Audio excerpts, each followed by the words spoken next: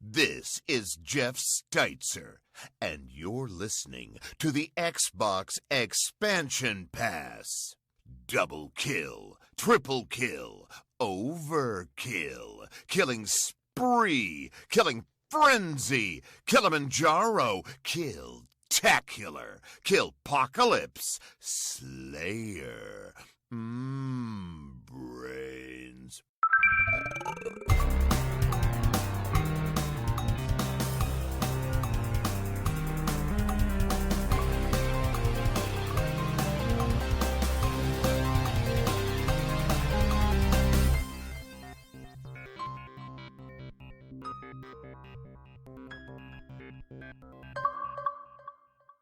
Welcome one, welcome all to episode 135 of the Xbox Expansion Pass, recorded on Monday, June 13th, 2022. I am your host, Luke Lore, the Insipid Ghost.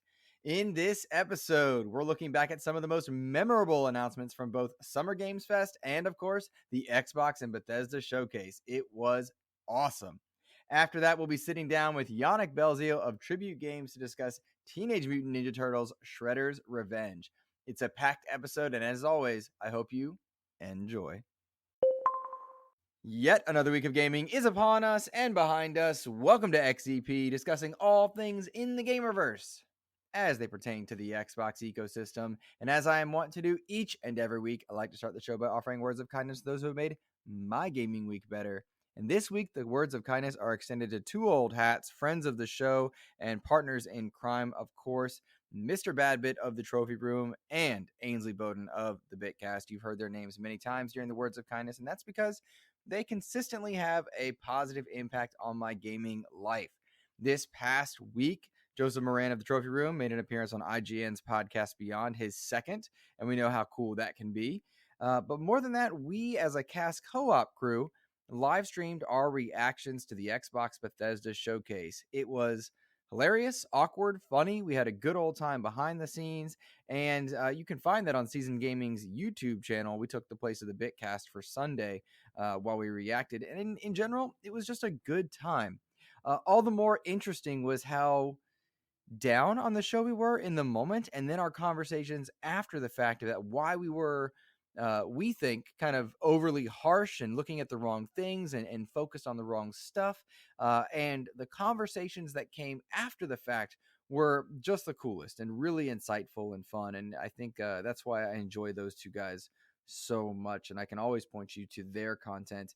And in truth, they both have bigger shows than XEP than I do here. And they continue to lift me up and do whatever they can to help me. And that's really cool as well. I'm a big fan of the Rising Tides Lift All Boats category of support for people, and they consistently demonstrate that with very little thought to themselves. So cheers to them. Check it out if you haven't already, because I really think you'll enjoy it for sure. And it's some good insight into our mindset then versus my mindset here in this episode, where I've slept on the showcase and really had time to process kind of the weight of some of the outcomes. So it's really cool. I think you'll have a cool comparison point there if you're interested. Some quick housekeeping here. 2 copies of Zombo and Buster Advance were given away this past week from people dropping their gamer tags into the YouTube comments. Cheers to Anubis and Josh Davis both. Hope you guys enjoy your Plants vs. Zombie-like game. It's a really fun one. I enjoy it. I've got several gift cards to give away over the next few weeks as well. Make sure you review the show over on iTunes or Spotify and you screenshot it, because when I send out for your chance to enter into that, you'll be able to send me that screenshot, and that'll enter you in to a $20 giveaway for an Xbox gift card. So make sure you review the show over on iTunes, Spotify, wherever it is, and we'll make sure we can get you guys some contest goodness. Well, that's it for housekeeping. Let's rock on to some serious gaming news. Well, of course, we have the Xbox Bethesda Showcase and Summer Game Fest to discuss. However, 2 things made headlines in the Xbox ecosystem prior to those showcases. The first of which was Xbox giving updates on their direction going forward over the next year or so. They put this out over on their Xbox Wire, which is their news service, and it essentially discussed a partnership between Microsoft Xbox specifically, and Samsung's 2022 smart TVs and beyond. In short, there is an app now on Samsung TVs that will let you access your Xbox Game Pass library and cloud stream them to your device. A lot of people were checking this one out through the course of Summer Game Fest and Bethesda Showcase week at different media events, and the reception seems very positive. You don't need an Xbox. You just use your 2022 Samsung TV and a controller of your choice. You log in and you're playing your games. That's pretty darn cool. The cloud streaming process has gotten far smoother than it was a year and a half, 2 years ago. Even in that short bit of time, the fidelity of the images has gotten better. The latency has continued to improve. And now if you have one of the newer Samsung smart TVs, you're just able to open up that game streaming app and have a go. You can play games like Fortnite without your Game Pass subscription, and you can play games within your Game Pass Ultimate subscription just by logging in. That is a huge win and one of many steps that Microsoft seems to be making to enter into different markets. When we get to their showcase, we'll see how they're working very hard to enter into different Asian markets outside of North America and Europe. And I think this is a big step towards that. One of the neatest things about the idea of cloud streaming is just the ease of access and how easily it will be for you to be at a friend's house and just log in. You don't need to take your Xbox with you one place or another. This past weekend, I took my Xbox Series S to a friend's house, and it was really easy to do. But to not even have to worry about that and just take a controller makes it that much easier to game with your friends. So I think this is a very big move, and it's going to fly pretty far under the radar in the wake of game announcements, as it should. I think technology announcements are awesome, but we're here for games, and so I just wanted to point your eyes to it if you missed it. Pretty darn cool over there. The second piece of news that came out prior to the showcases was Matt Booty in a discussion about Activision Blizzard. Now, remember that Matt Booty is one of the heads of Xbox and discussing kind of getting their games into multiple places. One of the things that he talked about regarding Activision Blizzard is that once the deal goes through, you can expect select brand new titles to be exclusive, but several others to stay multi-platform. Microsoft is interested in keeping communities together and not interested in breaking them apart. I think we can interpret this to mean that certain games like Call of Duty are going to stay multi-platform, and of course you would want that. I don't see any reason why you wouldn't want that. In much the way that PlayStation has gotten a lot of perks in the Call of Duty space, I think this is how Microsoft will approach that franchise going forward. Once the deal goes through and marketing agreements for X amount of time are done, you'll see those perks switch over to the Xbox community. But it makes sense that you would want certain titles to be multi-platform and certain titles to be exclusive. And I think that's common sense stuff that we would expect, just things that we've discussed on this show and on others. But for Matt Booty to come out and say it is a positive. And they are also interested in getting as many Activision Blizzard titles as possible into Game Pass as soon as possible. When we get to the discussions of the Xbox Bethesda Showcase, you'll see a continued strengthening between Activision Blizzard as a company and Microsoft going forward, even without that deal being done yet. And you can expect that deal to be done roughly a year from now. June 2023 is what many experts kind of in that area are predicting. Not YouTube insiders per se, but people with genuine legal knowledge are stating that they believe it'll be done around June 2023. So that'll be interesting to note once it is finalized. But the fact that they're building that relationship now, I think, points it in the right direction. I think this deal is going through, and we can just go ahead and accept that. Now, on to Summer Game Fest. Summer Game Fest, of course, Key 3, Jeff Keighley's showcase. They came out ahead of time and said, temper your expectations. We've got some good stuff for you. We hope you enjoy it. And honestly, I was very impressed with the Summer Game Fest showcase. I took notes throughout, as I did for the Xbox Bethesda showcase. And I jotted down quite a few titles that I was interested in, not the least of which was seeing gameplay for Street Fighter 6. I love the fact that this game is back and returning to the Xbox consoles, but the gameplay looks genuinely wonderful, as does Callisto Protocol. Really excited for this from the Dead Space developers of yore. This game looks visceral and gross, and I'm stoked for it. Really excited that with the Modern Warfare 2 gameplay, I thought that looked really good. I've seen mixed reactions to it, and I think that's a general confusion as to just what this game is. We had a Modern Warfare 2 remaster a few years ago, but that's not what this is. There's branding confusion, and it's really unclear who Activision is trying to please here. Are they trying to please the multiplayer people, the single player people? Bottom line, though, I thought the game looked great, and I was very encouraged by what I saw. I do want to note also that in previous discussions, specifically related to Call of Duty Vanguard, I told you I was abstaining from all Activision titles until they kind of handled a lot of the issues within. With the direction of recent things and Bobby Kotick and how Activision is and Microsoft specifically are responding to different things like unionization, I think I'm a bit more okay purchasing an Activision title. I think at this point, anyhow, knowing that the deal is likely to go through with Xbox and seeing Xbox be supportive of unionization, hearing some of the things I've heard from people that work within Activision, I'm more likely to pick up an Activision title. And two interest me this year with Modern Warfare 2 and Diablo 4, although that's with calendar, not a calendar year, but within 12 months of now. Um, I think I'm a little more okay with it. I think I am. Always open to changing my mind, of course. But I left the Summer Game Fest showcase pleased with Modern Warfare 2 and thinking, you know what, I do want to play that, and I think I'm okay playing that. So, take that for what you will. I was also impressed with the game Witchfire, which unfortunately looks like it's an Epic exclusive, but I really hope that game comes to consoles. It looks super dope. Shredder's Revenge was spotlighted, and information came out about Shredder's Revenge, given that Casey Jones is now a 6th playable character, and after you beat the game, you can play as Casey Jones, and that game is now 6-player co-op, local and online. That's super cool. I can tell you right now, I have been playing Shredder's Revenge. I'm not allowed to tell you anything more than that until the next episode, unfortunately. But if you stick around later in the episode, you can hear an interview with Yannick Belzeau, narrative designer for the game, and we go in depth on a lot of cool stuff, and I think you guys are going to be pleased once you do get your hands on it, and that of course is in Game Pass. And then a game called Fort Solace was showcased in Summer Game Fest, and I thought that was really impressive looking. And then they did a lot of Troy Baker time, which I think we're kind of over Troy Baker at this point, which sucks because he's very talented, but he's also stepped in some poop a few times over with NFTs, and you can hate or you can create, and a bit of a pretentious approach in some cases. And I wonder if that's not just an outside looking in perspective. There have been plenty of times where I've really enjoyed interviews with him. I've really enjoyed his work in a lot of places. I'm just curious to know where it goes. But we saw a lot of Troy Baker during Summer Game Fest through The Last of Us coverage and whatnot.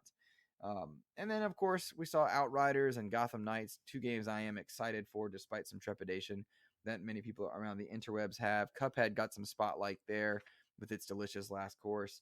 Bottom line, I thought Jeff Keighley did a great job with Summer Game Fest. I left very excited for quite a few games. I made my lists and I checked them twice, and there's a lot that I want to play from Summer Game Fest. So cheers to Jeff Keighley. Key 3 seemed to have been a success.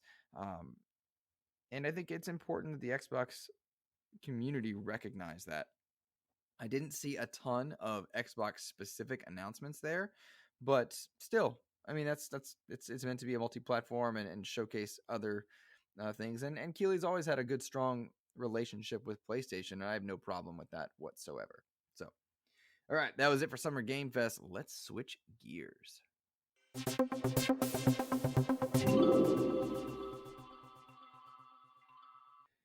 Well, if I was fast and furious through the Summer Game Fest announcements, expect me to slow down just a bit for the Xbox Bethesda Showcase. There was a lot to get through here, and I had very mixed feelings after watching the show initially and live reacting with Ainsley Bowden and Joseph Moran over on Season Gaming's YouTube channel. It was a fun cast co-op episode, but man, at the end of the show, a 95-minute presentation, at first I was very lukewarm on it, and I'm really glad that I slept on it and really thought about it and went back and looked at some of the trailers in 4K and processed and listened to some other discussions before recording this episode of XEP. I think you would have gotten a very different calculation of responses if I had recorded yesterday prior to today and really having processed my stuff, because I really was impressed and pleased with the Xbox Bethesda Showcase, but I wasn't pleased with it for me. And in hindsight, I'm really glad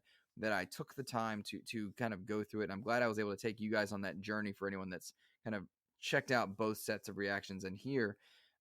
The show contains some very impressive announcements that I think are both extremely good for Xbox and the future of gaming. And my trepidation came from my personal choice of games rather than the show itself being a letdown. My personal choice and interest of games wasn't really on display in this particular showcase. This slew of games wasn't really for me. In fact, last year's slew of games was a bit more for me in that it discussed a lot more Halo, a lot more Forza, and it just wasn't designed to be for Luke lore. But I am able to take a step back and look and say that, you know what, there's a lot here for a lot of different people. And I think they really did a good job with the messaging overall and what they were trying to do.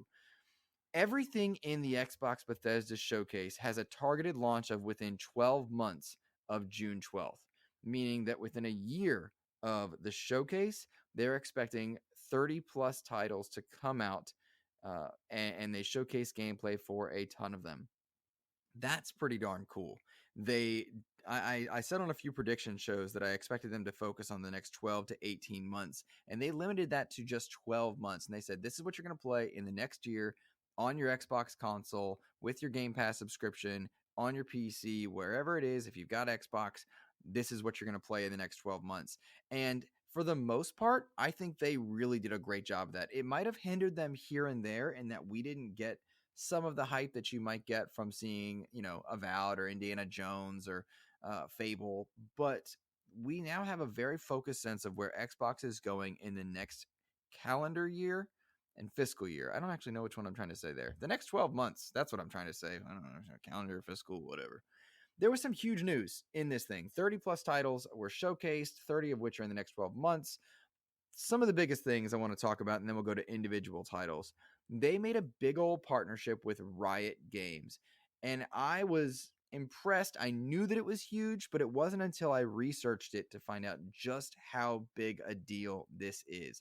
Riot Games has now partnered with Xbox and specifically Xbox Game Pass to bring Riot's biggest titles to the Xbox Game Pass platform.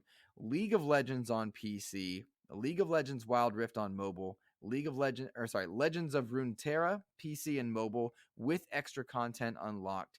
Team Fight Tactics for PC and mobile with content unlocked.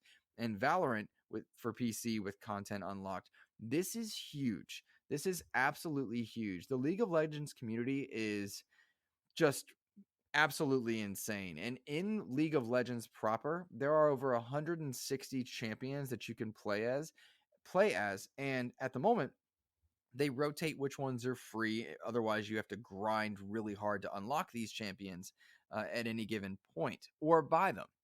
With Game Pass, all 160 plus champions are unlocked.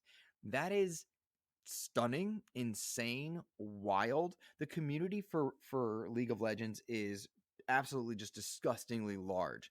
But it's not a community that I'm overly familiar with. And so I had to really reach out and talk to different people to find out the impact of this.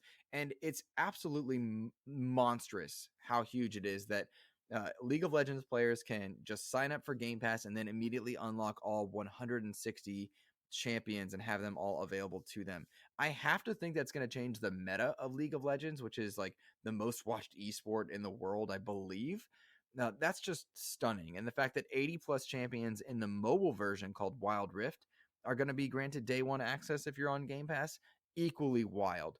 This is getting an entirely new set of gamers into the Game Pass ecosystem simply by way of their favorite game of League of Legends.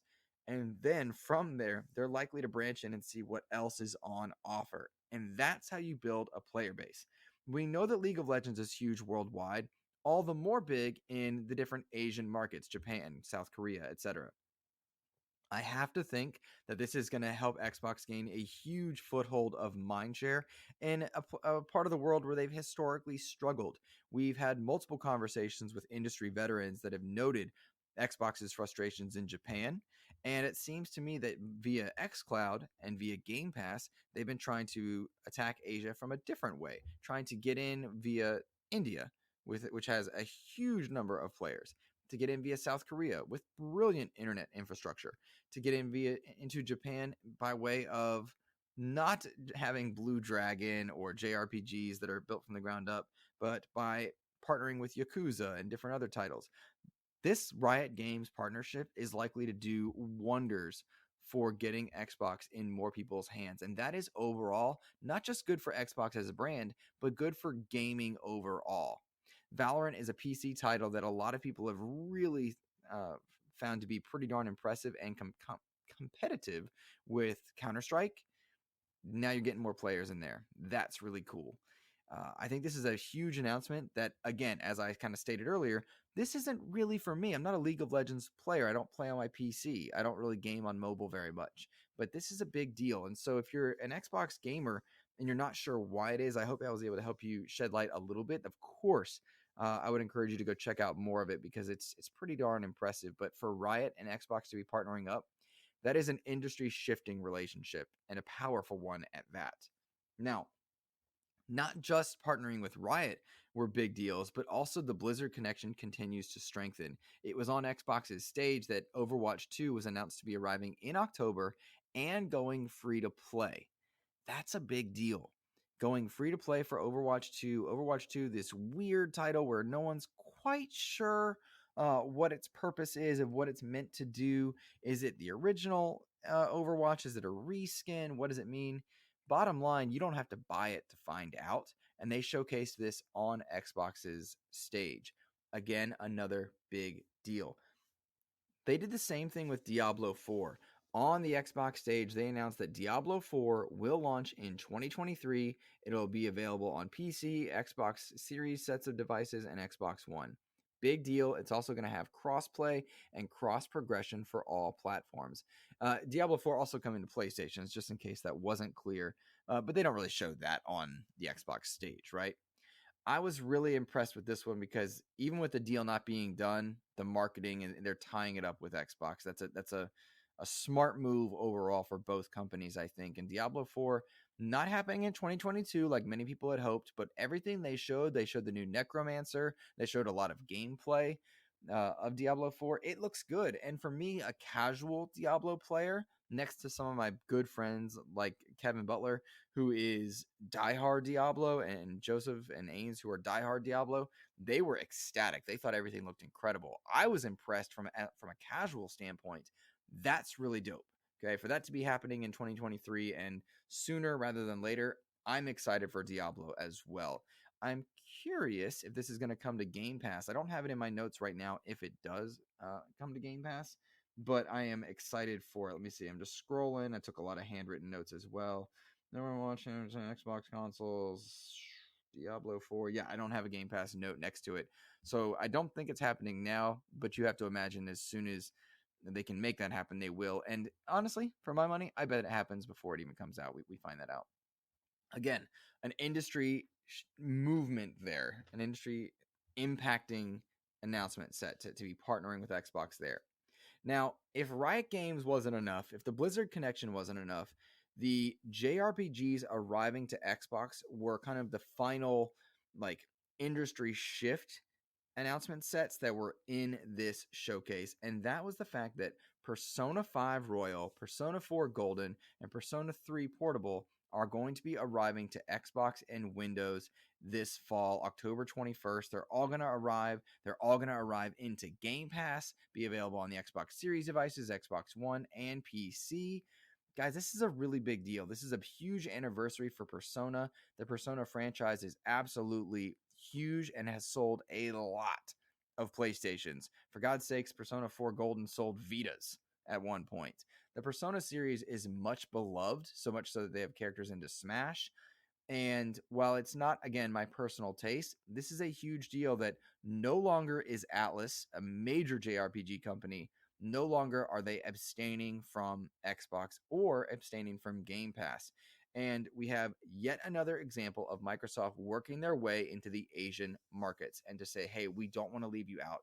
We got Yakuza. We got Judgment. Now we're bringing in Persona.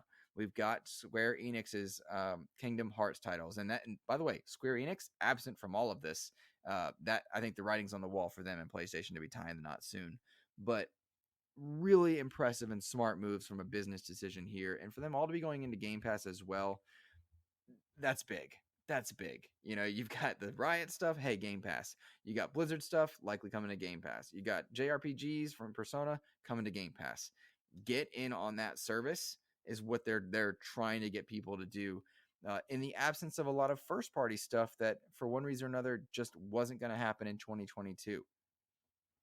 Let's talk a bit about that first party stuff. They did have a few things that are in 2022, season 7 of Sea of Thieves, which brings a lot of fan requested features like naming your ship and getting a captaincy thing. But I don't think that moves the needle for casual fans. For diehard Sea of Thieves players, yeah. Now, that's not enough to bring me back in full time because I do love Sea of Thieves, but I'm just not into it at the moment.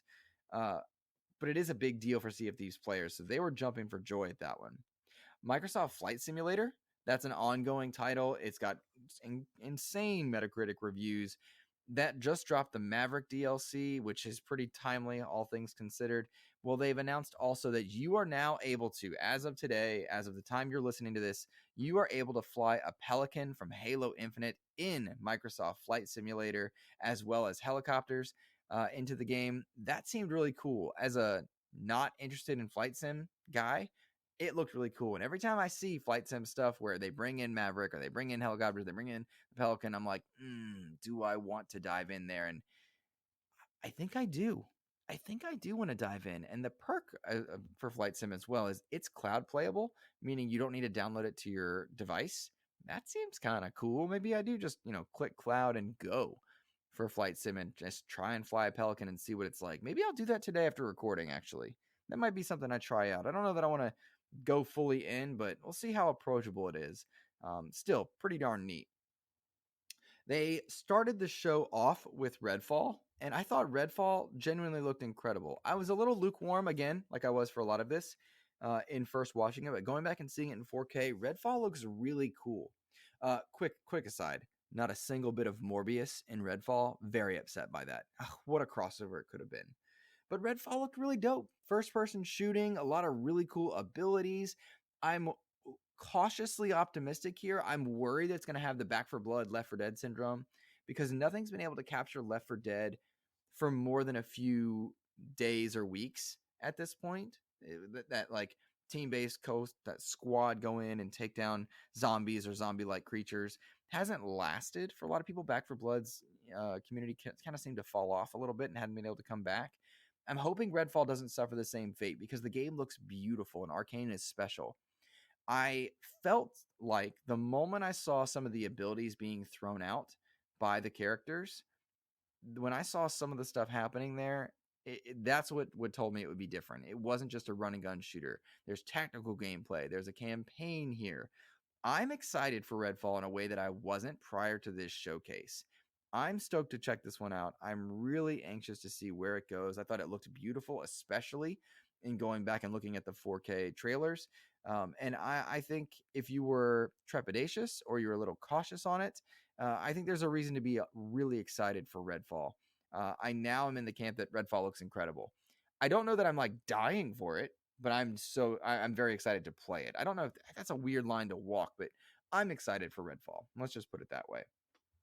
The other thing that made me stand on my head, get excited, was the announcement for the Forza 5 expansion. Hot Wheels is returning to the franchise. I loved the Hot Wheels expansion in Forza Horizon 3, and I could not be more thrilled to bring it back to Forza Horizon 5. I've been waiting to go back to Forza Horizon. I love that franchise, and with Hot Wheels arriving, I'm stoked on it. And I mean absolutely stoked to dive in on those tracks. I like the more arcadey stuff. We saw some incredible showcasing from Forza Motorsport.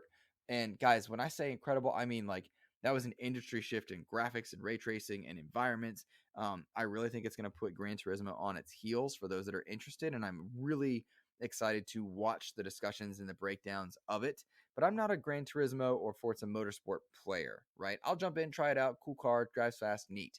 I'm not a car guy, but I am a driving guy. I do like the arcadey elements of Forza Horizon. So for July 19th to be so close to jump into the Hot Wheels expansion, I'm stoked. That's what's going to bring me back to this new Horizon story. They've got 5 parts of a campaign in there. Really anxious to see what new cars they're going to bring in that are arcadey and fun. I think when you bring in Hot Wheels, you need to bring in some Batmobiles, some DeLoreans. You need to bring in some cars from Knight Rider, some fun Hot Wheels-esque type cars to kind of go side by side with it. And I'm curious what we get. Are there any cars that are going to be out of Xbox lore? Are we going to drive a Ghost around? Are we going to see something from Gears of War that's drivable? Will they do something in that case? And I hope so. I hope the answer is yes. I've talked many times about wanting to, ride through on a track through a Sea of Thieves battle or get chased by a Brumac, and Hot Wheels might be a really cool way to get tracks happening in there. I believe also there's a track editor, which is super cool, right? Bottom line, I'm that was for me one of the most exciting things to see in this showcase was that Hot Wheels is returning. It's the first of at least 2 expansions to Forza Horizon. So cheers to that. Very excited for July 19th. That's a day one booting that up, playing that one for sure. Let's see what other stuff kind of stood out. There were 30 plus games, and I took notes. We got Silksong. Hollow Knight Silksong was the second thing they showed, and for that to be on an Xbox showcase, that is a very anticipated title. You would have expected that to be at a Nintendo showcase. Nope, here it was at Xbox. That's really, really cool for sure. You've got Arc 2, which was shown in there. Scorn, which is shown to be this year in October. Flintlock looked kind of cool. I was interested in that one for a little bit. Minecraft Legends, a game not really for me, but it was cool to see Minecraft continue to evolve. A lot of people really high on a title called As Dusk Falls. I could not have been more bored in watching that gameplay, but a lot of people are really excited for it. So if it's for you, write in and let me know why, because it wasn't what I looked for in a video game, but it looked like it was very well made, right? Like I was impressed by that element of it. Another one was The Last Case of Benedict Fox. I openly commented that I was bored in watching it because it's a game that looks like I'm going to play, but not one I wanted to see in a showcase. That one was shown during what I would call the lull of a 95-minute show that could have been, I think, 75 minutes. You could have trimmed and montaged a few of those things.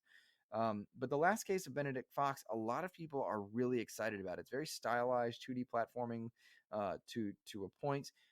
I'm interested in playing it. I want to play it, but it wasn't blowing my socks off. Whereas a lot of people, like my good friend Mo, he was saying it is. Like that's the game that he's super excited about. So, cool. All right, neat. I'll check that one out.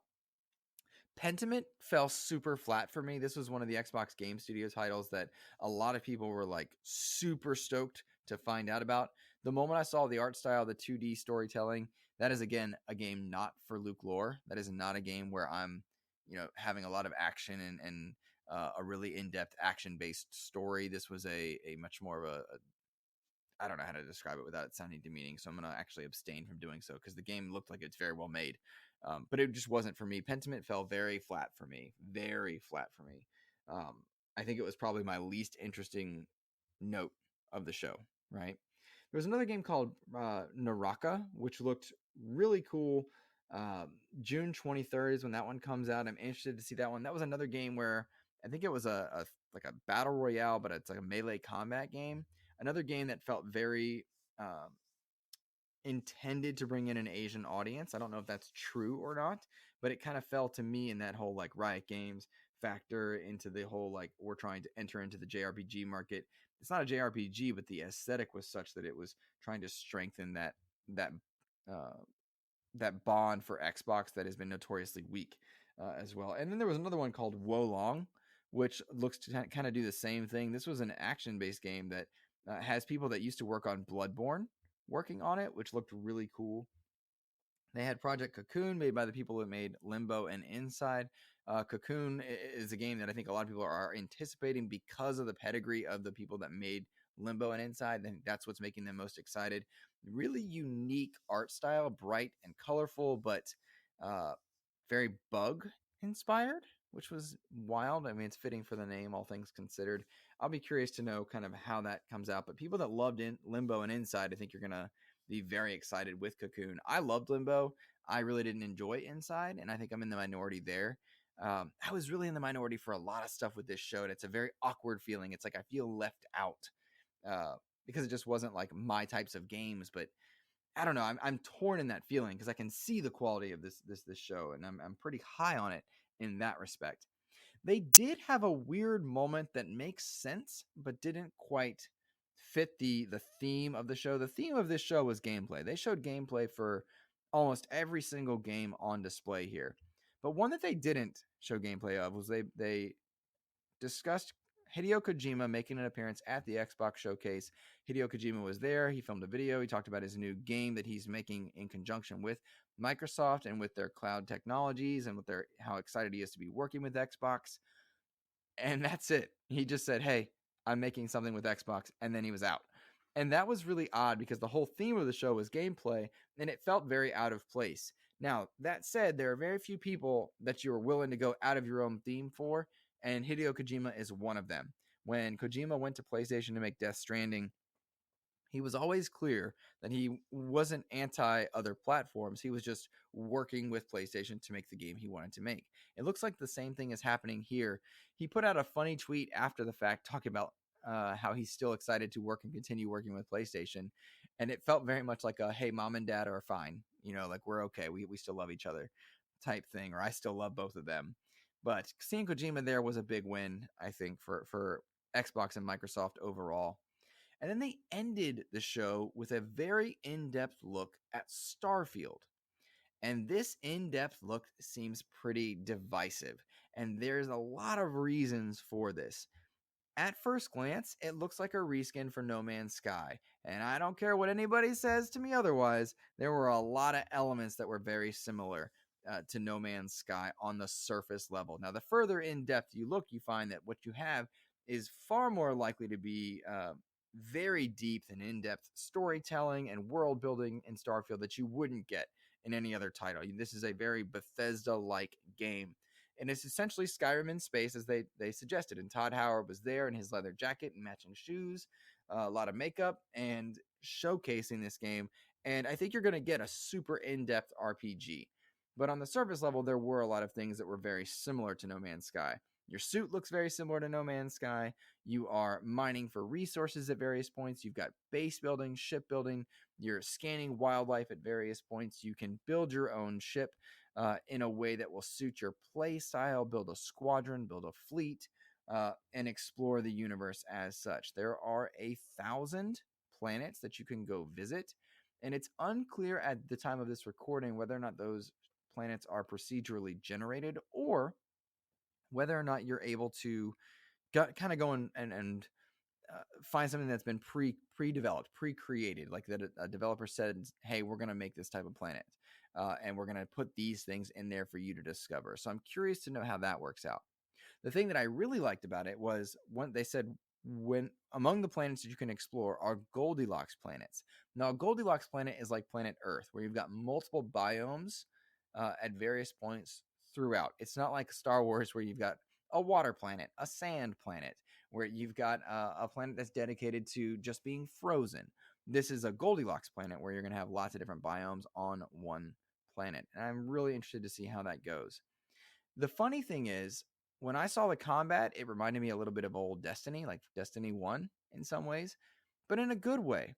Everything about Starfield looks good, but it's difficult to describe without using other games. And I think that's where I think some people are going to kind of get the hang up. There are some good No Man's Sky comparisons to be made. There are some good shooting mechanic game comparisons to be made, but that shouldn't be used to demean the excitement or the quality that Starfield has.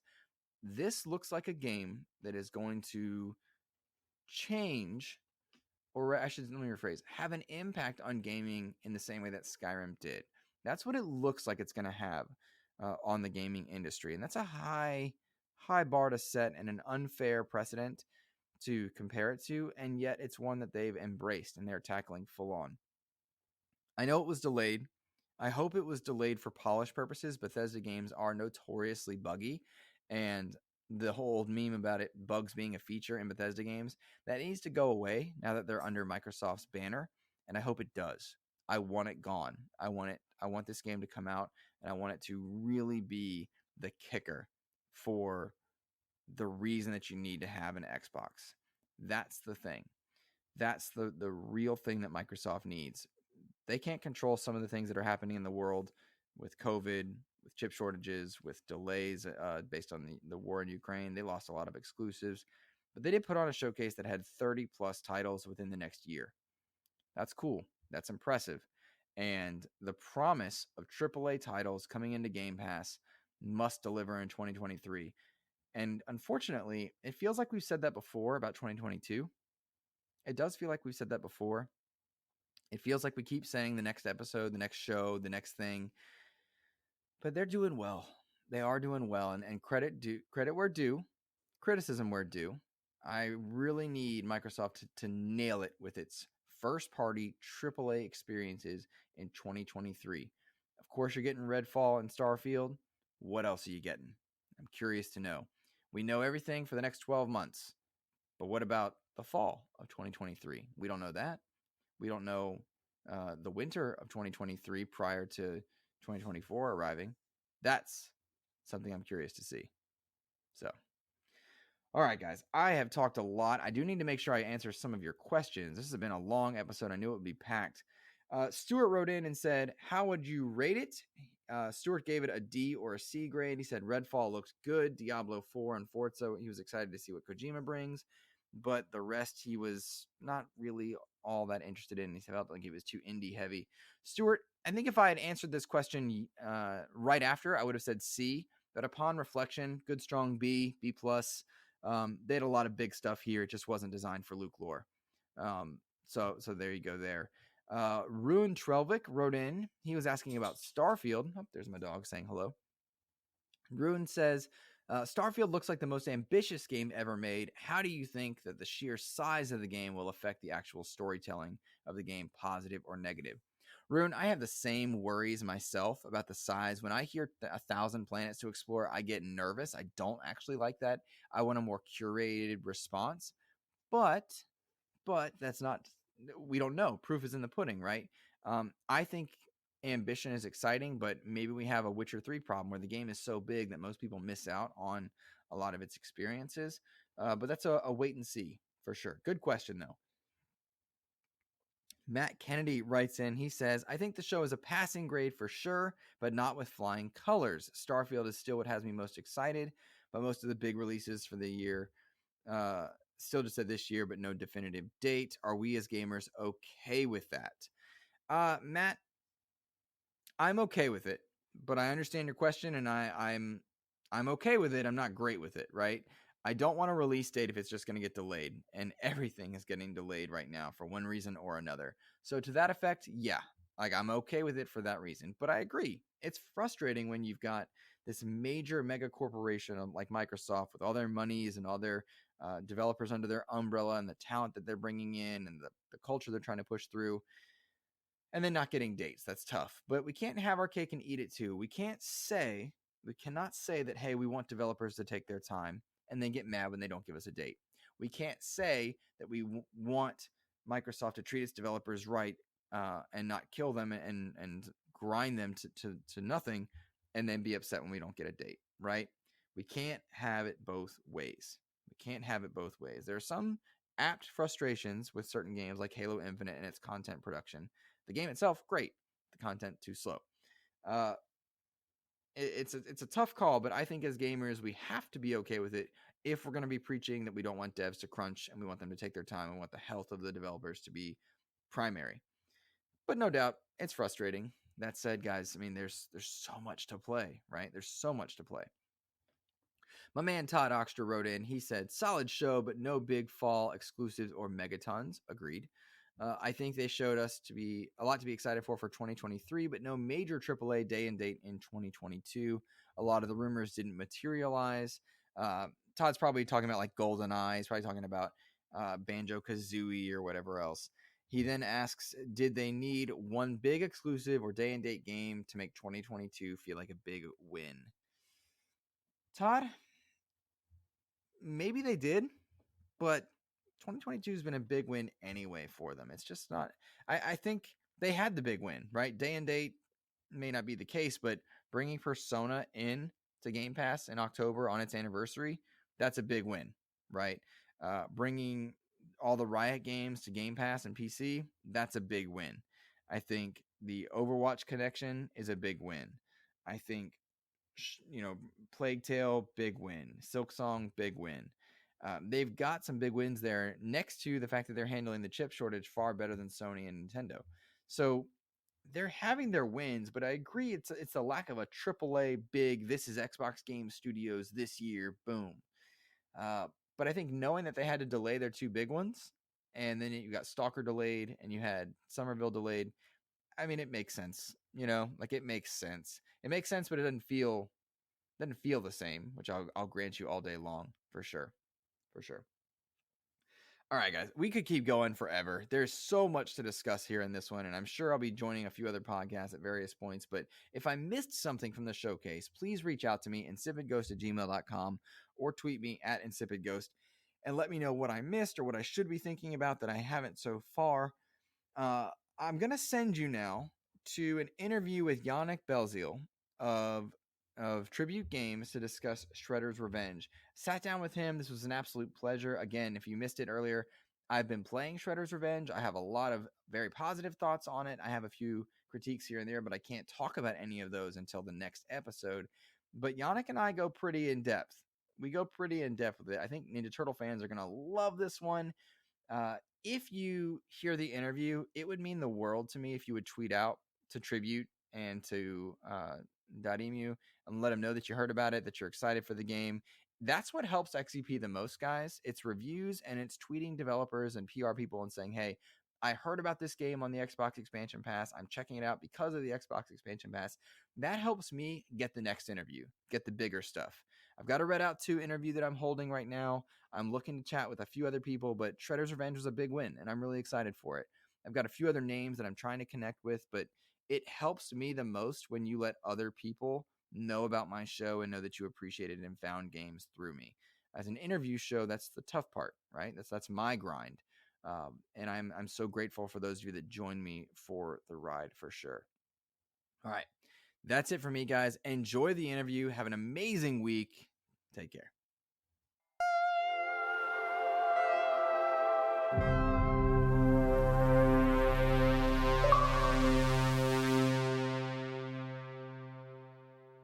Listeners, we are very fortunate now to welcome Yannick Belzeau, narrative designer at Tribute Games, here with us to spotlight TMNT Shredder's Revenge. Yannick, thank you so much for joining us today.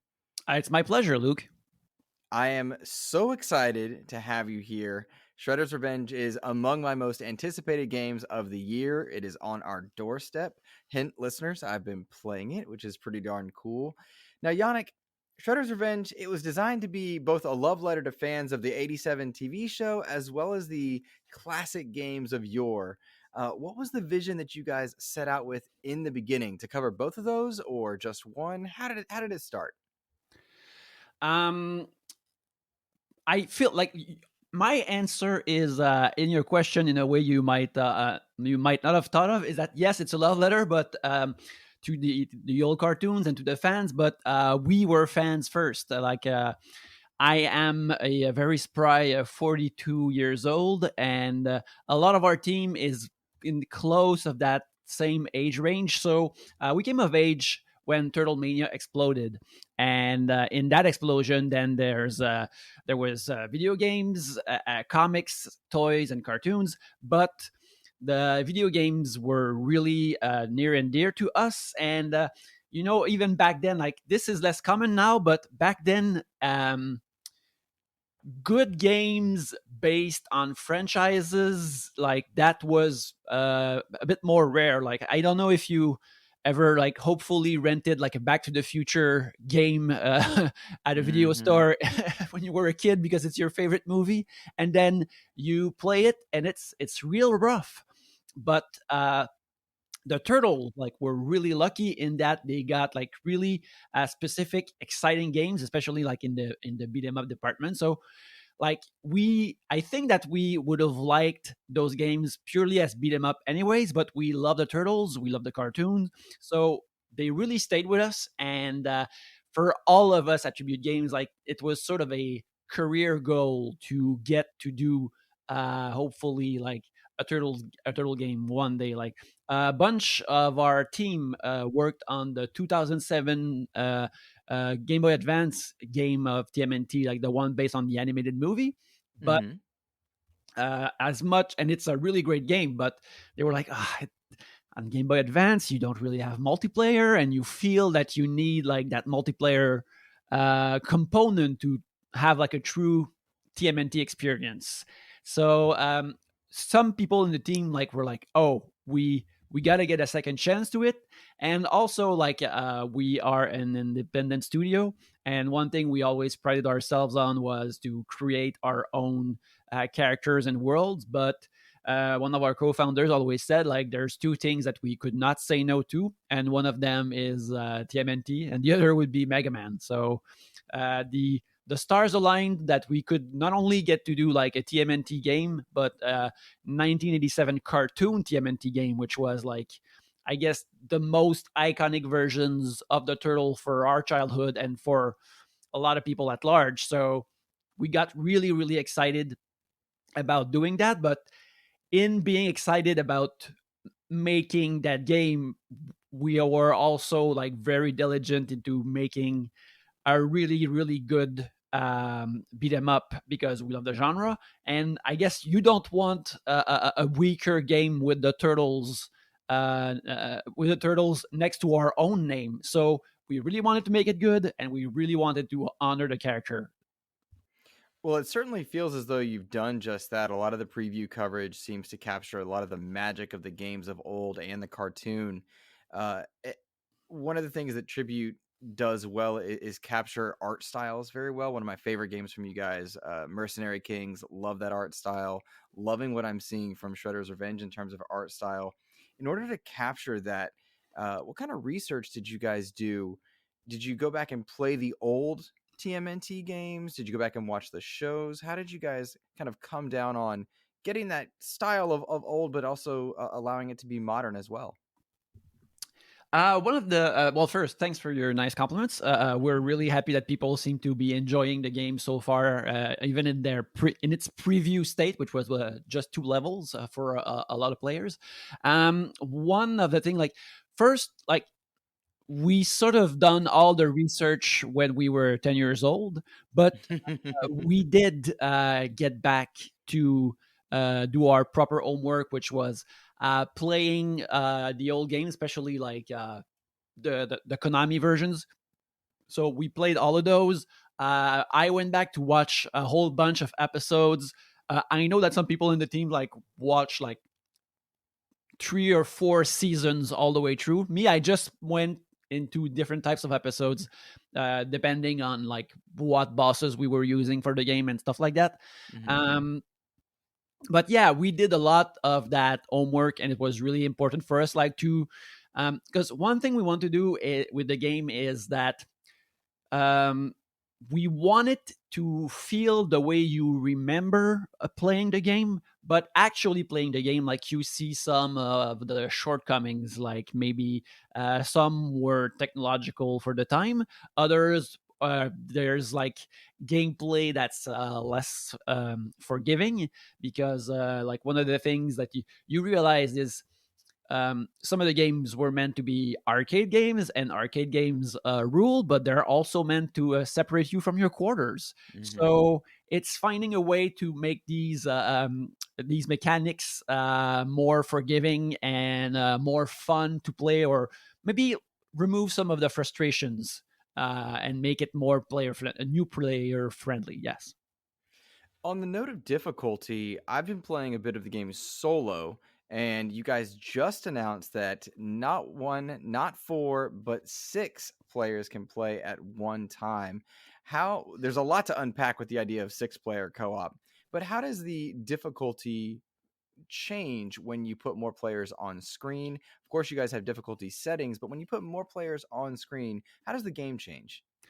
The game changes from on the difficulty axis and the player axis is that the enemy waves will be different. They're going to be like more plentiful. There's going to be more enemies, and on the difficulty side, like the enemy HP goes up or down depending on the difficulty setting. So these are the two things. And if I remember my cursory reading of the game design document clearly, because I write stories, but I don't always get into the actual guts of designing the game like that. Some of the foot soldier AI is more aggressive as the difficulty rises, but otherwise it's all like wave based. Like it's something that I just sort of realized during the interview is that during one of the other interviews that we had made is that our game designer Fred would tell us that, oh well, it's all based on patterns and waves of enemies. It's like a shooter game. I realized that maybe the original arcade game are sort of like the Konami classic Gradius, in which you're a small ship like shooting at waves of oncoming alien ships. So it's really like by designing those waves that you sort of shape difficulty, but also like game rhythm, and it allows for the game to have a proper difficulty level, but also feel less repetitive, so that we have more of a rhythm and ebbs and flows. Well, if you're trying to create that rhythm, you have to factor the story in as well. And given that you're the narrative designer, you had to probably take steps in order to uh, allow different bosses to show up at different times and to see the turtles going in certain places. What was your process in creating the story for Shredder's Revenge? Well, yeah. For creating the story, like there was a really a mechanical aspect, because a lot of the work has been already done for me in a sense, because thanks to the cartoons and such a large world of continuity for the turtles, I already know how the turtles would feel like, how they are like characters, their villains, their identity. So a lot of creating the world has been thought of for me, and there's a certain notion of rhythm that is already there from the arcade games. Like it's pretty quick.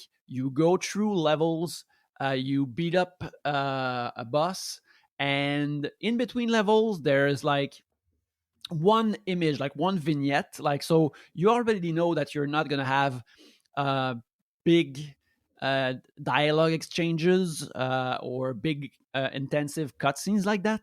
So then my work is to figure out like our story, which again in a beat 'em up, in that formula of beat 'em up, has to be pretty simple. The way I see it is I'm constantly writing long fight scenes or long chase scenes. So you just put obstacles in the way of the turtles, in the way of the players, and then around that is how to communicate it through levels. So it's having little cutscenes where the villains act out, so it creates a little narrative during a level, so a level becomes its own tiny episode.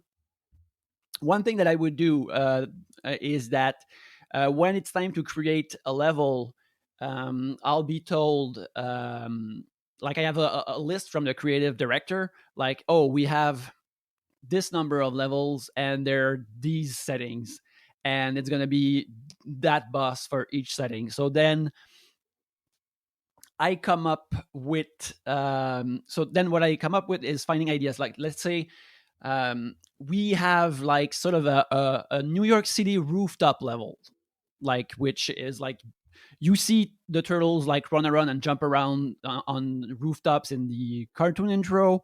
Like the first comic book cover of the turtles is them on a rooftop. So you're like, oh, what's the idea for the level? So at first I was like, let's not just make it rooftops. Let's make it that they run around a couple of rooftops and then they hop on an elevator, because the beat 'em ups have these elevator type of segments in their levels. And then as the elevator goes up, then you would have the building looks less and less constructed, and then you're on a rooftop of an elevator that is of a building that is still in construction, so that changes how it looks like. And because I know that on the next level it's going to be a chase scene with Wingnut, then it means that I know that Wingnut will be showing up at the end of this level. And then I know that the bus arena will be like an open sky place with construction equipment. So I sort of reverse engineer a whole bunch of ideas like that, and excuse me, and do some I reverse engineer a big part of the level like that, and then I find a whole bunch of visuals for these suggestions. I give them to the artists. I write up a couple of cutscenes, and I see what's doable from them on their end. So that's how I create or construct a level, and then I do that like as many number of levels I need, and you go from there. That's super cool. That is super cool. And like you said, you have a lot to play with in that world. And that's super exciting there. One of the things that I want to point listeners to as they discover the game and check it out Mhm. is the incredible amount of detail, both written and kind of just subtly put in there by designers. You'll see foot soldiers that are participating in things in the levels, like reading newspapers. You'll see Easter eggs of all sorts for Turtles fans. But also something I thought was really cool that you guys did was put in little side quests and challenges that go back to the old school show. Like we're seeing obscure, maybe not obscure, but supporting characters like Irma and Vernon from their work give you little challenges to do. That had to be fun to create.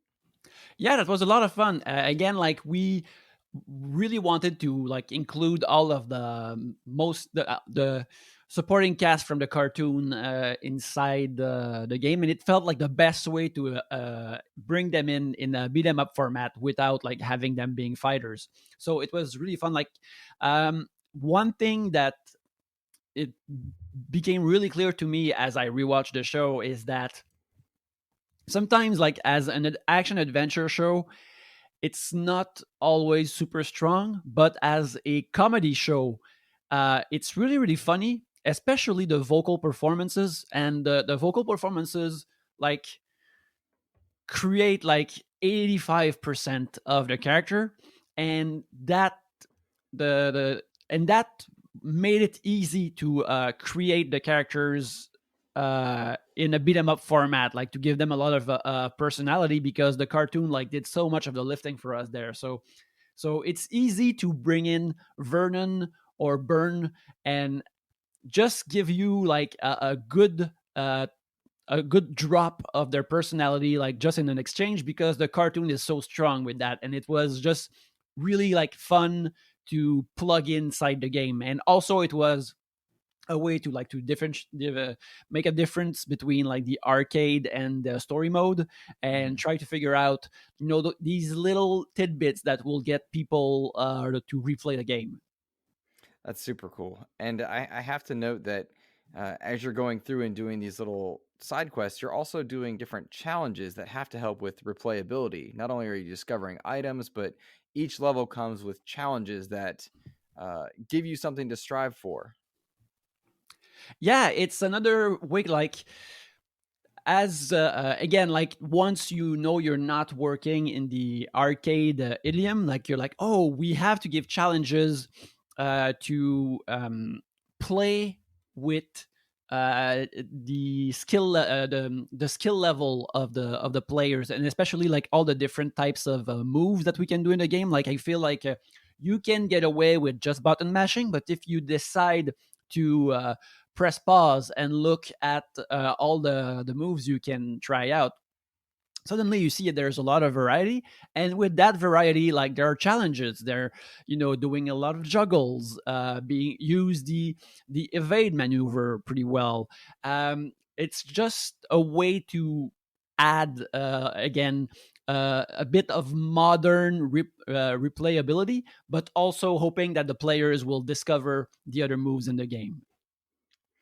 What can you tell me about the overworld and like the map that we traverse? It seems reminiscent of the very first NES game. Were you guys going for that? Is that coincidental? We were definitely going for that.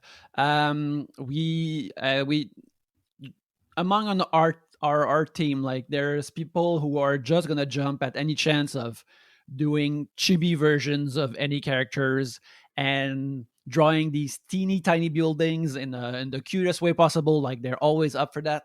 But also, we like it. It's a good way also to show that story mode is different from arcade mode, and it just makes story mode more manageable because then you see, oh, I found this character there, or oh, there's this other challenge I can do there. Like it's, of course, the map is a lot of fun and reminiscent of the first Turtles game, but it's also a good way to visualize the story mode aspect.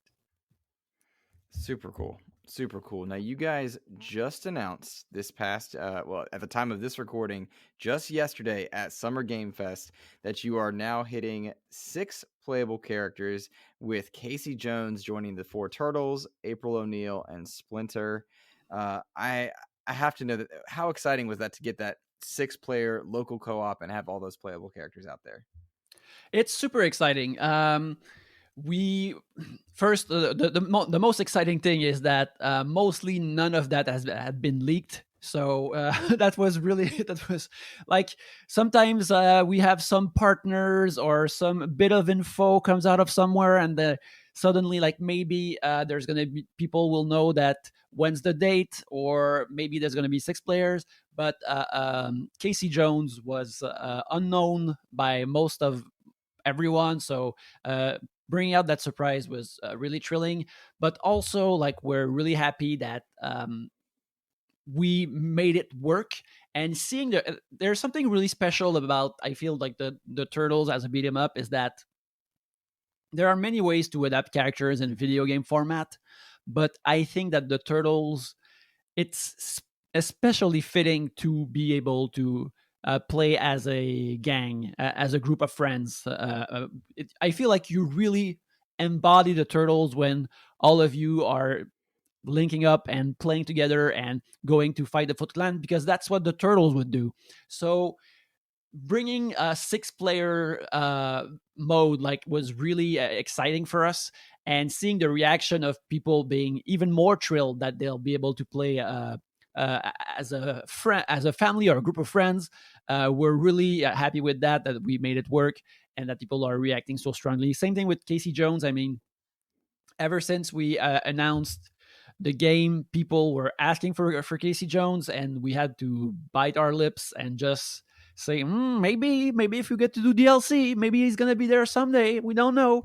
And when we announced April and Splinter as playable characters, then that became even more of a thing that people like, oh, maybe there's gonna be a Casey Jones DLC.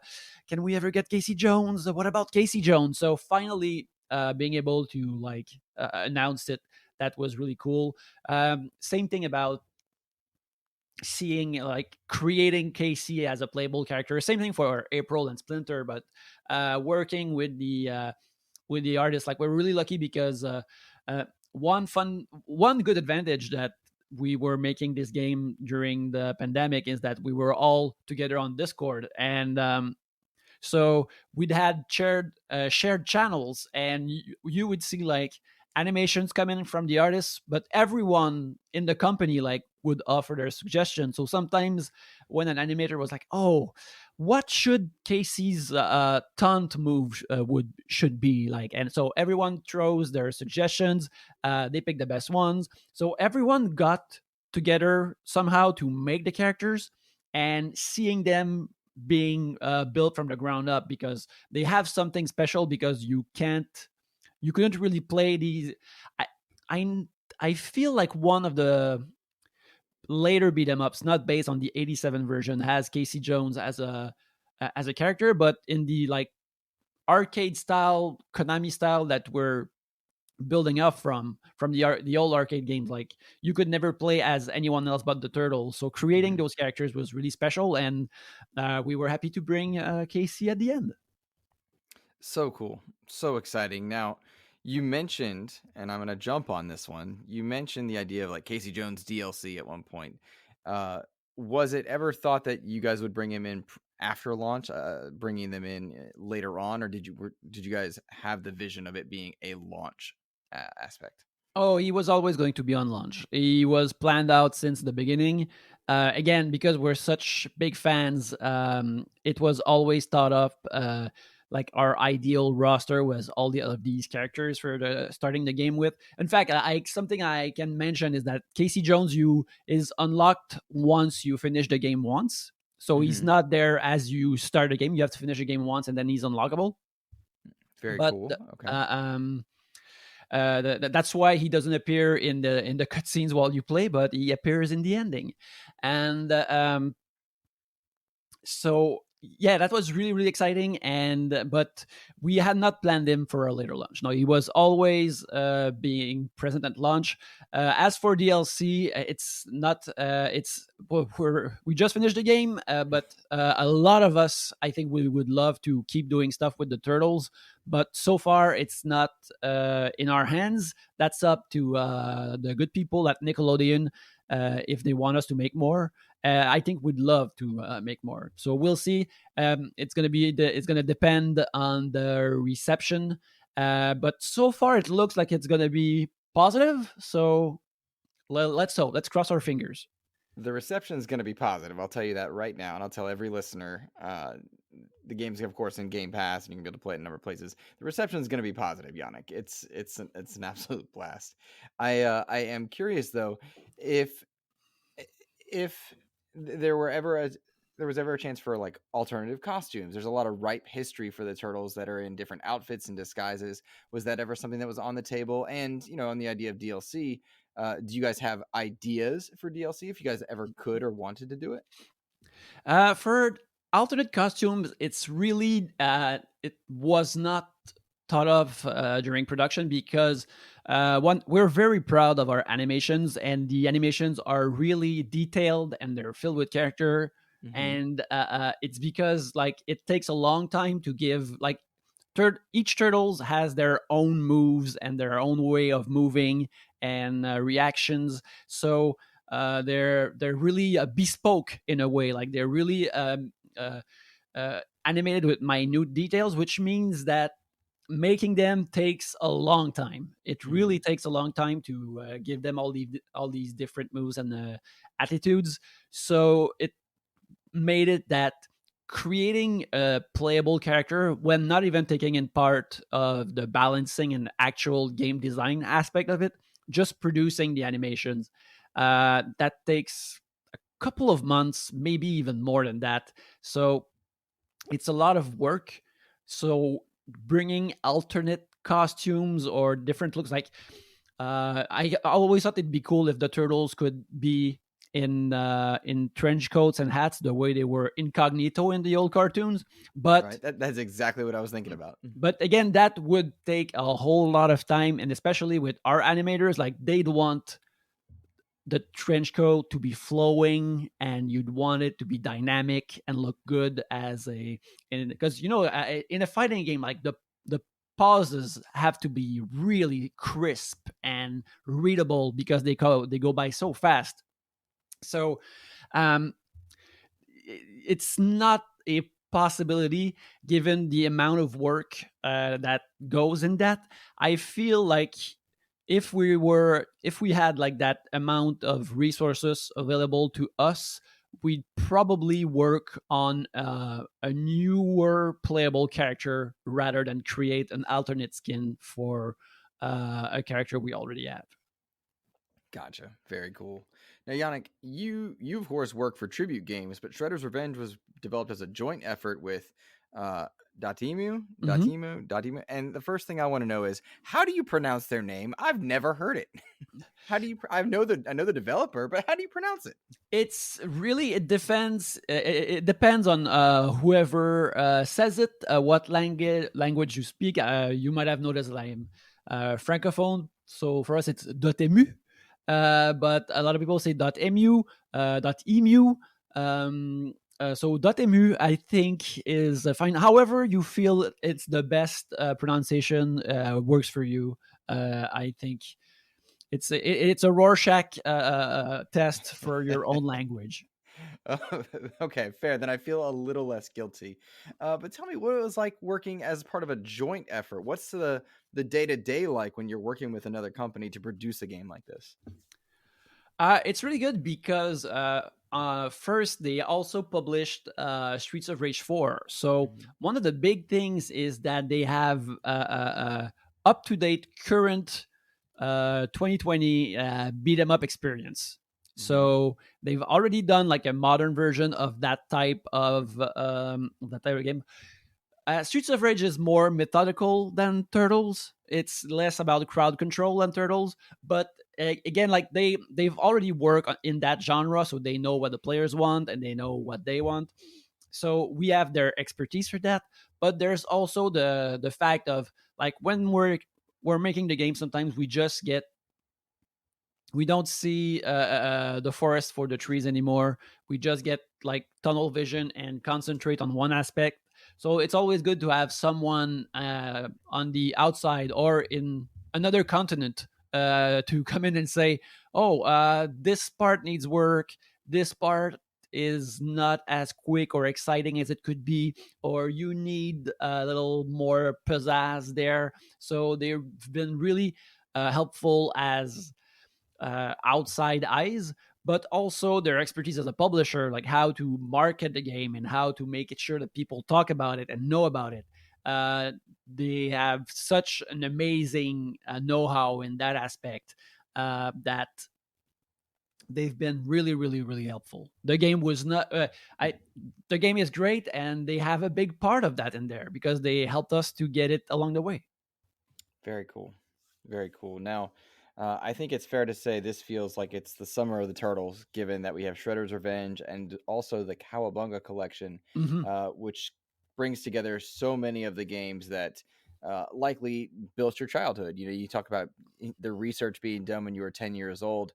Have you had a chance to play any of the Cowabunga Collection? Is that something you got? Did you ever work with Digital Eclipse or Konami in checking out the game, given that you're both working on Turtle stuff? No, in fact, I can say that the existence of the Cowabunga Collection was a complete surprise to me and a couple of us at Tribute. Like some of our higher ups had sort of heard about it, but they didn't know if it was going to happen or not.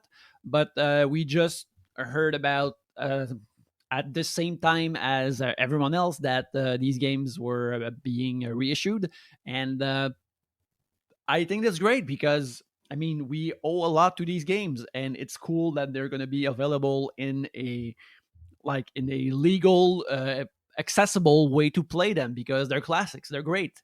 Tournament fighters always existed in the shadow of the bigger fighting games of its time, but it's a lot of fun. The sprites are great, so I think it's cool that people will get to play some tournament fighters. Yeah, there's a lot of games in there that I'm really excited to go back to. And it was funny as I was thinking about it, I was not sure, which I wanted to play first, Shredder's Revenge or the Cowabunga Collection. And thankfully, out of my hands, I knew I was going to play whatever came first. But there's just so much goodness there for fans of Turtles, for fans of Brawlers, and to your point, to get a chance to check out some of the lesser known but still high quality Ninja Turtle games. I think that's going to be really neat for players. Given that so many players are going to have their hands on it, this game's coming to all platforms. I'm talking about Shredder's Revenge now. It was also announced just yesterday that the game is coming to Xbox Game Pass. Yes. Talk to me a little bit about that. Again, these types of deals, like I'm only the writer, so sometimes I know about these things last, but I've known this for a while, and I got pretty excited. I mean, as an indie game developer, I'm always happy when you get a shortcut for your game to get into people's hands. because that helps with the development. And sometimes, like, one of the great things, there are many great things about working with the turtles, but the turtles are already known and people go towards the turtles. So maybe the turtles did not need that extra jump to get into people's hands, but I'm glad that someone who might not know about the turtles or is curious, but maybe, some people, they're like, pixel art, not sure about this, but they'll try it if it's because of the Game Pass. And I'm really thrilled about that. Like, it's gonna get us in a couple of players' homes that might have not checked it out otherwise. And to me, that's the extremely cool thing about a service like Game Pass. Like, we've been lucky to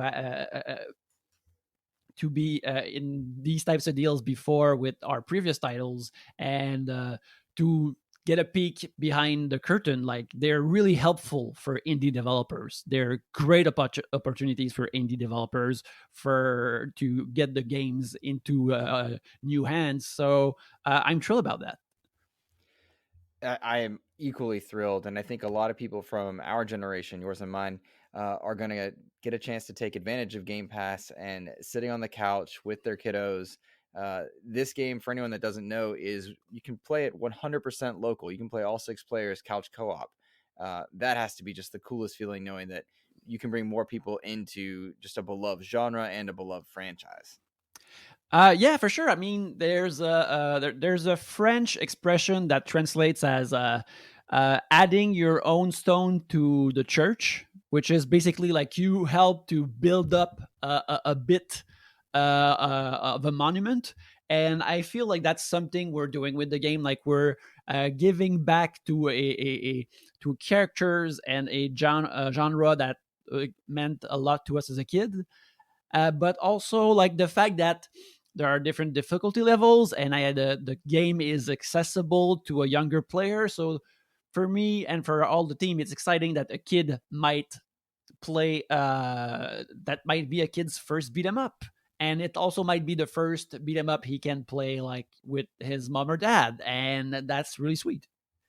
Very cool. Now, Yannick, I have some hard-hitting final questions for you. Sure. And these are probably the toughest. Sure. Who is your favorite Ninja Turtle? And separate question, who's your favorite character to play as in Shredder's Revenge? As a kid, my favorite turtle was Raphael, but as an adult, you just see the value and importance of Leonardo, because things needs to be organized. Like, you need to do your ninja training, or else you won't be able to fight the Foot Clan. Like, someone has to keep the trains running. Someone has to keep the training schedules up, and Leonardo is necessary. Like, you think he's annoying when you're a kid, but as an adult, like, no, he's just responsible, and that's important. As for the game, I love playing with April. I love the quickness and the easy juggle combo fighting that April brings to the game. Like, when we demoed the game at PAX, like, and I would play with other players or other media people, like, I would end up like picking April a lot. So it's April, Raph, and Michelangelo, because I'm a big quick hitting juggling type of player in my beat 'em ups. Very cool. Very cool. Now, something I neglected to mention earlier on is the original voice cast is back. Yes. Did you get a chance to interact with them at all? Yes, I did. On top of writing a whole bunch of lines for them, I got to be present in the sort of recording room Zoom session to record their bits, and it was one of the great thrills of my life, of my professional career, because that cartoon meant so much for me as a kid, and like, a lot of our work on the game, the way the turtles are animated, and sort of the charm that these characters have, and we were able to give them, like, comes a lot from the vocal performances that these guys did so many years ago. So when we were making the game, we were like, we couldn't count on having any voice acting because we're like you never know. Like you might only record like pain grunts and maybe like a cowabunga to end levels, but then we heard like, oh, we're gonna get voice acting, and then we got from Dotemu like, oh, we're gonna getting the 4 turtles, and Cam Clark and Barry Gordon are also the voices of Bebop and Rocksteady, who are great, like funny characters. So like, oh, I get to write good, dumb Bebop and Rocksteady lines, which was a treat. And then it was just like seeing them perform and just telling them they're brilliant. Which it was like I had my own private Comic-Con panel where I got to see them recite a whole bunch of lines I wrote and then see them and tell them they're great. It was a real delight. That is so cool. That's so cool. You got to be in there and listen and write for the OG actors. That's so exciting. Yes, and also one thing I can add, like we were really proud about the game, but there's something that feels. I feel like we got knighted or something by having their voices in the game. Like it feels more legit in a sense because it was based on their turtles and now it has their voices. So, and there was really like something exciting for my fan brain because like when you enter the second level, you see that foot soldiers have stolen the wheels of the turtle van. Yep. And but in as a toy, it's called the party wagon. In the cartoon, it's never called the party wagon. It's just called the turtle van. But having I quote unquote the real Donatello saying, "Oh no, they broke the party wagon." I was like, "Oh, I'm getting party wagon into the cartoon canon somehow." Like same thing. Like some of their moves, when they perform some of their moves, like they shout out move names from tournament fighters, which are I think they're only written in the booklet. They don't appear in the game, I think, but the fact that Raphael says Cyclone, which is from the Tournament Fighters booklet, but now the real Raphael says it like it's canon somehow. Yeah. And that kind of extremely silly stuff really excited me. You're making canon, dude. You're making canon. You're making Ninja Turtles lore that will live on to the next generation. That's got to be cool. Yeah, it's great. It's great. It's all downhill from here, but I'm enjoying the view right now, and that's amazing. Very cool. Well, Yannick, I don't want to take any more of your time, but I do have to say thank you so much for helping gamers play games. I hope that you are able to enjoy the ride and see many people as this game goes public on the 16th of June. You're able to see reactions. I hope you're in that social media space. Is there anywhere you would like to plug or anything you would like to point players to? Well, the Tribute Game socials, like on Twitter and on Instagram, we have an official Discord channel on our Shredder's Revenge channel on our Discord. There's an official Shredder's Revenge server as well if you're on Discord. So sometimes I hang around there and answer questions about the game and making the game if it doesn't break my NDA. So, so yeah, to keep in touch with all the future tribute projects, whether they're turtle related or not. And if not, you can follow me. You can follow with Tribute at Tribute Games on the socials, and myself at Yannick Belzeau on Twitter and Instagram.